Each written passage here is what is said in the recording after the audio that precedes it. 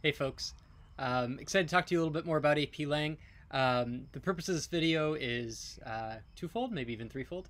One, I want to make sure we address some of the questions that some of you asked via the Google form that you filled out a few weeks ago. I want to make sure we talk a little bit about the class and some of what you're wondering about as far as those questions are concerned. And two, I want to talk a little bit about the summer work. So hopefully this kind of covers the meeting that we would normally have at the very end of the school year, in which we talk about summer work, we talk about the class, all of those good things. So I want to kind of make sure that we do a nice job and we address a lot of the questions and topics that you wanted to explore. So let's start really quickly with some of the big questions that you had about the course itself, especially for those of you who are kind of on the fence as to whether or not this is the right class for you to take, especially considering that for those of you who are about to be juniors, you have the opportunity to take this as a junior or a senior. So I know some people are sitting there saying, based on what happened last school year, the fact we didn't finish it, is this something I want to do my junior year, or do I want to bump this to my senior year? Well, I certainly hope that you take the class. Whether you take it this year or next year, again, for those to be juniors, I think is really important to think about. One of the kind of questions that complemented that strain of thought was, how difficult is this class compared to Miss Hoffman's class or Mr. Murphy's class in English 10, or whatever the course was, slash, am I going to be able to balance this workload with extracurriculars? I think that we can kind of roll those all into one. As far as how hard the class is compared to other classes, I don't know. I can tell you that there are two kind of big picture things that come to my mind with these types of questions. One, if you have loaded up on AP courses, if you are taking 3 or 4 AP courses next year, I would really caution you to take some time to reflect on why you're taking that many courses. I personally think it's going to be really tough to take 3, let alone 4 AP courses and do them well. And I think it's really important that you want to do these well. If you're going to put the time and the energy and you're going to take the exams and all those things, you want to do them well. I think it'd be much better to take all of the AP courses that you want to take and spread those out over your junior year and your senior year. And again, while I hope that you hang on to mine and maybe push something off, I would just do a little bit of reflecting on that. I think it's really hard to do 3, let alone 4 AP courses and do them all well. I think that's especially true if you are someone who has a lot of extracurriculars, and I get that. I coach in the fall, the guys tennis, and girls in the spring. So, I want you to really think a little bit about kind of your work-life balance a little bit, and just make sure you're setting yourself up for success. As far as the workload in AP Lang, I think that there are some teachers who take an AP course approach as, I'm going to give a lot of work because that's college. I would argue that's not really college. Yes, college is challenging and it comes with a lot of work, but really it's about time management. It's about coming to class, doing what you need to do when you're in class, and then you've got plenty to do outside. How do you time manage that? And so because of that, we talk a lot about trying to pace ourselves a little bit. So if I give you something big, even if it's just like a big article, and I'll say, hey, like, I need you to do a really, really nice job with this, I'll probably give that to you Monday, and I need you then by Wednesday or Thursday's class to be ready to dissect that, right? So you are diving in, you've read, you've annotated, but you've got a little bit of flexibility on how you can use your time. Is that a Monday night, a Tuesday night that you do it? Is it during advisory hour? Now, there will also be some smaller things that we'll do in class where I'll say, you know what, we did this today. Tomorrow, I need your introduction. I want a draft of your intro. But I think those things are manageable. So anything that is done for the next day is manageable. And anything that I really want you to, or expect you to, take more time on, that really requires, more than 20 minutes or something like that to complete. I'm going to try and give you multiple days to do that. Not always, but that's the goal. So if you're working around sports or the fall play or any of the millions of clubs you're in, we will find ways to do that. I try and allow you to do that. But again, if you're taking a bunch of AP courses and you've got extracurriculars, I would just caution you against loading up too much, because even if you can stay afloat, that's not the same as doing something well. And we want to do things well, and that's going to be our goal. So I guess that's kind of my big picture stuff as far as the course. The only additional thing I'd say is some people asked about what are the texts that we read. We don't do too many whole class full length texts. Ninth grade, 10th grade, for those of you who are going to be seniors, your 11th grade English class, you did novels together.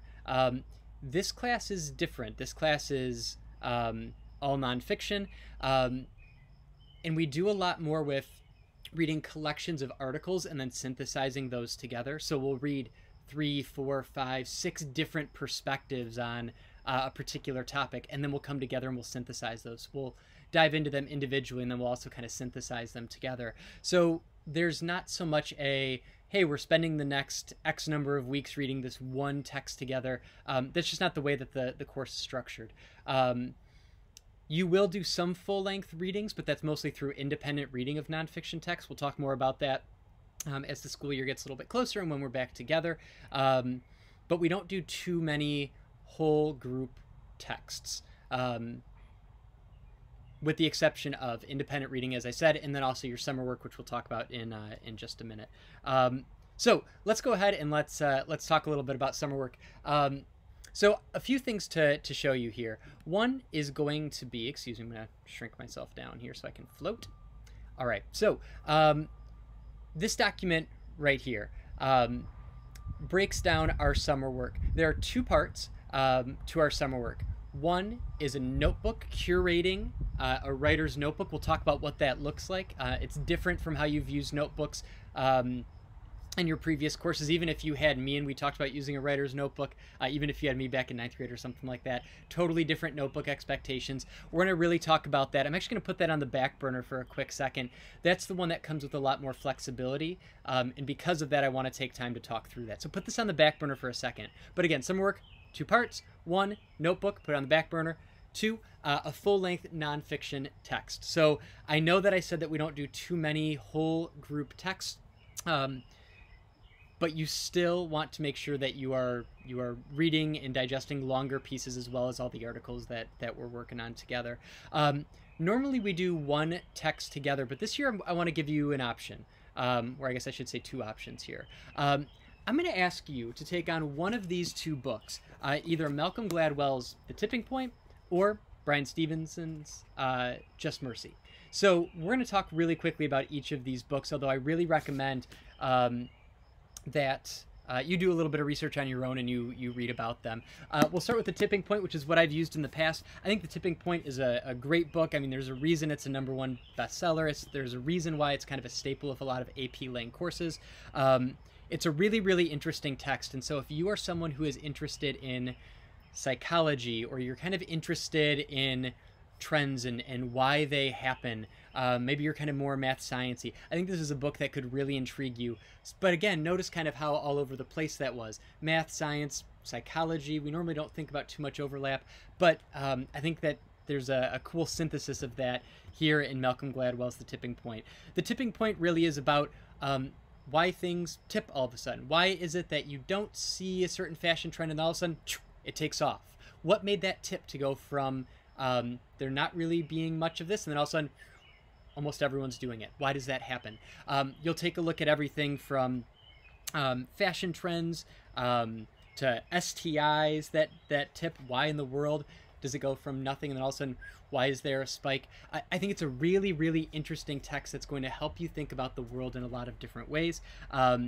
It's a really fascinating text. I really recommend that you read up on it a little bit. If you do some Googling, you can find some excerpts. I think you'll get a kind of a good feel for the type of book that this is. So I love The Tipping Point. I think a lot of students come to really enjoy it as well. It's what we've used the last few summers. Highly, highly recommended. If you're looking for something a little bit different, then this is a book that came out a few years ago, Just Mercy by Bryan Stevenson. And I decided to include this really based on kind of some of the recent current events that have been happening in terms of Black Lives Matter and having 3 deaths in a very, very short period of time of unarmed Black individuals at the hands of police officers. This looks a little bit broader than just police forces. It looks at kind of the justice system as a whole. So certainly police officers and police departments are a part of that, but it kind of just looks at how these things are often more complex than we realize. I think that's true for the tipping point too. This really kind of makes a case for that things are not always as simple as they seem. I think we have a similar case here. When we think about people who end up in our justice system, some of the misconceptions about that. And so Brian Stevenson was a young lawyer who kind of captures a lot of his early learning. You know, so I think it's a really cool thing. He's a really brilliant and influential lawyer. And so he talks about kind of his founding of the Equal Justice Initiative, in which he works to defend the poor, the wrongly accused, or those people with kind of extenuating circumstances that aren't necessarily considered or should have been considered and weren't. So I think you've got two really interesting texts that ultimately end up making the case that things are more complex than they seem, and that's really important for us to do in AP Lang. So part 2 of your summer work here is to read one of these texts, and it is up to you which one you would like to read. Now, I'm not going to be collecting any notes on this. However, I really recommend that you take some. You are going to be asked to go back, dive into these, sift through whichever book it is that you chose. We're going to be working with them. And so I recommend taking some notes. If you choose to buy one of these books on your own, mark that up. Highlight it, write in those margins, dog ear pages, whatever it is that you would like to do. If you're using one of my books, which is absolutely fine, consider some sticky notes. Maybe grab you know, a separate notebook, not your writer's notebook, but grab a separate notebook or something like that. Type up some notes as you go, whatever makes the most sense to you. But when we return in September, we're going to grapple with these texts, and you're going to need to be able to go back and find some things. So part 2 of summer work, choose one of these books, read it, digest it, be ready to talk about it. I'm really excited to dive into those with you. All right, so that is part 2. Part 1 is the Curating the Writer's Notebook. This is the one that's that comes with some extra flexibility. So I just wanted to maybe take some extra time to talk about that right now. So the goal behind the notebook is to help us start to shift our thinking a little bit as far as how writers become better writers, which is by reading a lot, by watching and listening to things, and using those as seeds to go ahead and kind of use those towards creating their own writings in which they're either commenting on the exact same issue, similar issues, something like that. We want to do that as well.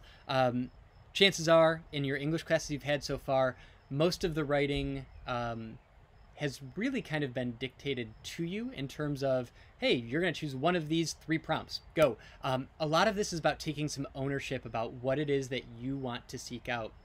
The other part of it is that in preparation for the AP exam, as well as really just college in general, it's important to know a lot of stuff, or at the very least, a little bit about a lot of things. And so our notebook should help us start to explore a variety of nonfiction texts and encourage some interesting writings based on that.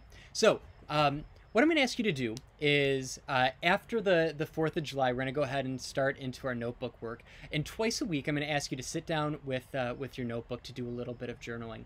But that journaling is not just personal reflections. We want to engage a little bit more than just tell me about your day. We want to do a little bit more with that. And I promise to explain what that's going to look like. So really quickly, just as it says here, don't leave them until the last week. It's going to ruin your last week. But about 2 entries a week, I think, is a really fair goal to sit down. I think it's a great way to start your day or end your day.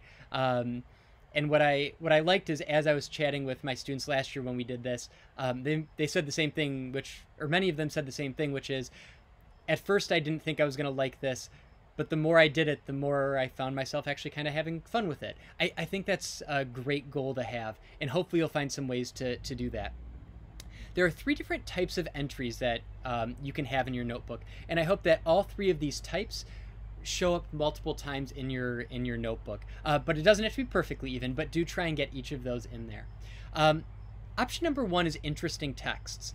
It's really important for us to stay engaged throughout the summer and throughout the school year, and to be learning a little bit about a lot of different things. So watching something, listening to a podcast, reading an interesting article, and then taking some time in your journal to talk not just about summarizing, here's what I watched or what I read or what I listened to, but why it matters or maybe how it shifted your thinking. What did you notice as you kind of grappled with this piece? What were you left wondering? So this kind of allows you to go and find some really interesting texts. You'll also notice that I'll send out some interesting texts throughout the summer as well through Remind. That way you can have some ideas. Here's an example from last year of something that I sent out. You'll notice these are intentionally all over the place. Quick article from Time Magazine titled, "We Tell Our Kids That Hard Work Pays Off. What Happens When They Fail Anyway?" So I sent that out, and I thought it was an interesting chance for you to read this article and then have students kind of reflect on this. This idea of, we have this idea that if you work hard, you get X, you get a reward. What happens if you work hard and it doesn't pay off? I think that's a great opportunity for you to kind of do a little bit of reflecting on kind of that question. And so you're not only summarizing the article, but you're thinking about yourself, you're thinking about your peers, and you're thinking about kind of like, what are the consequences of that?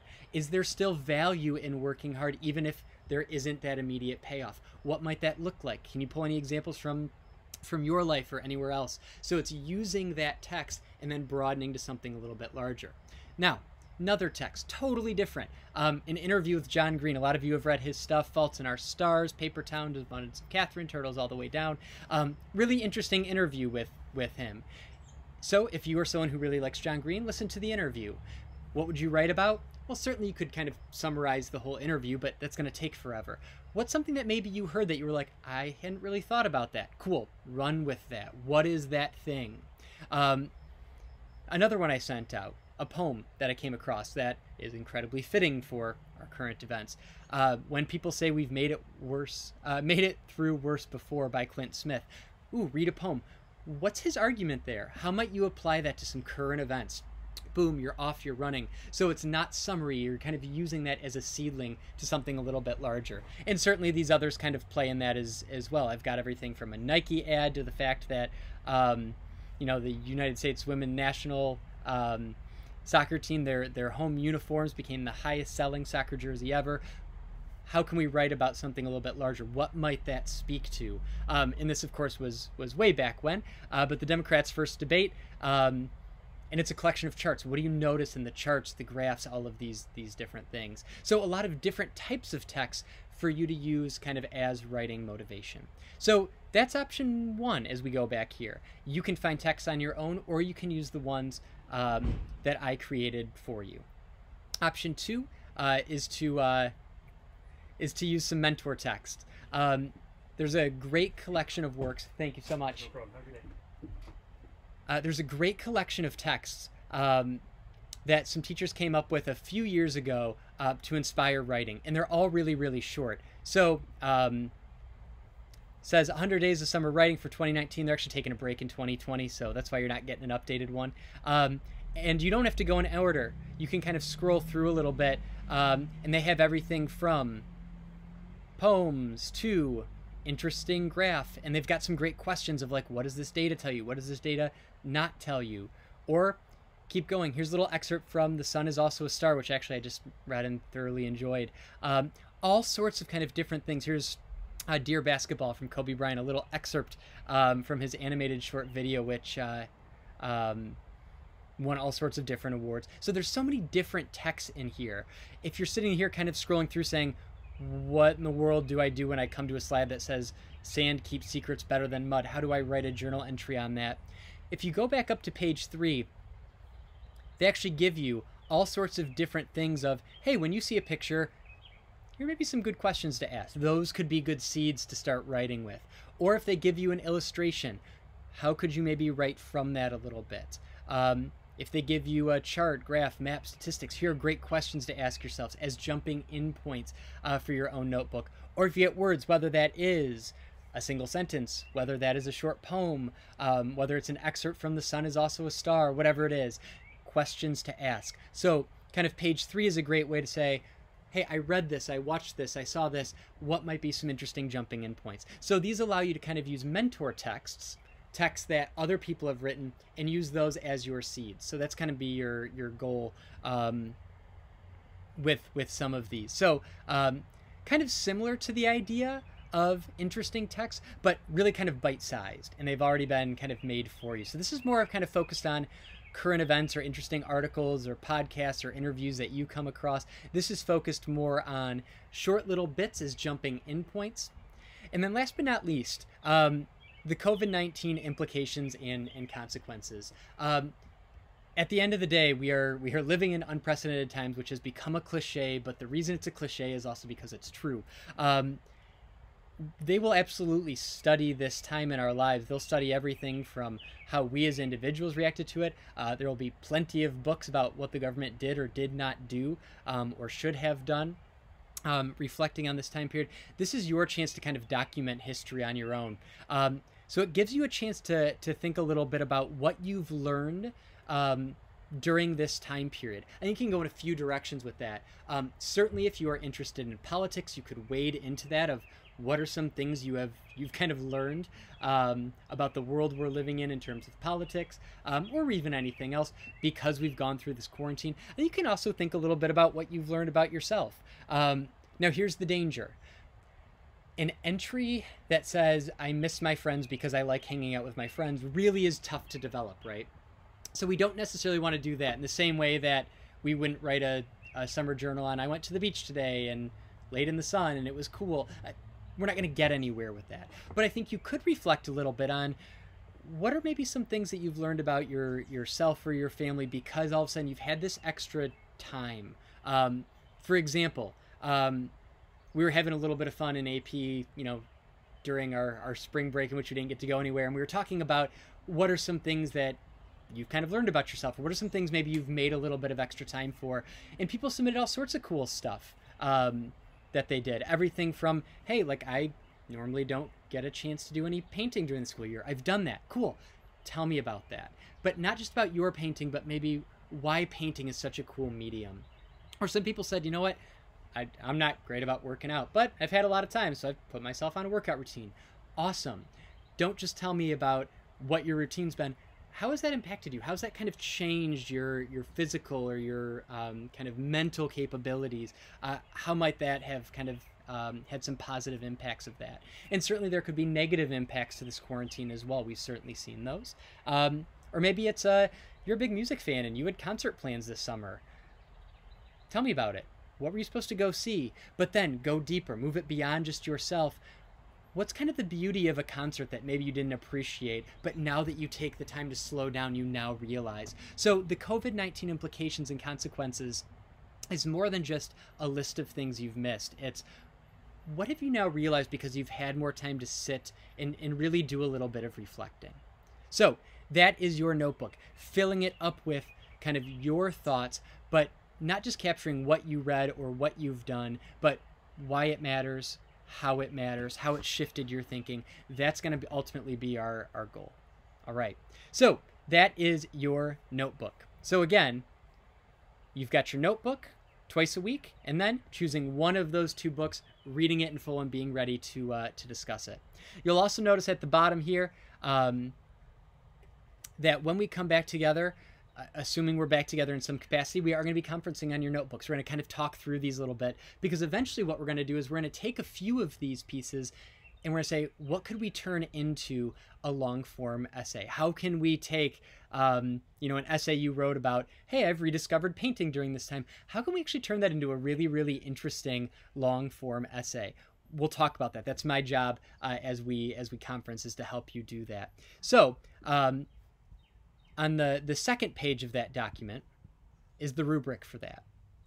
And so I encourage you to kind of spend some time to kind of check out the difference between a 5, a 4, a 3, a 2, a 1, which much of that is really about the idea of you taking ownership of this and being able to kind of capture how you used this to do more than kind of summarize your life, but instead to actually do like some digging.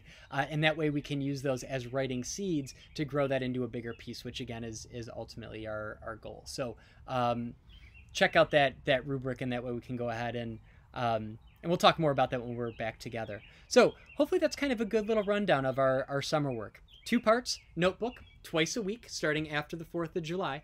And then choosing either the tipping point or Just Mercy, choosing one of those that you want to tackle and reading that. So you'll also notice that in the email I sent you, there's a Google form that simply asks, what book did you choose, and are you getting your own copy, or do I need to deliver one to you? There are wonderful benefits to getting your own copy because you can mark it up, but I'm also happy to get you a school-issued copy as well if that works best for you.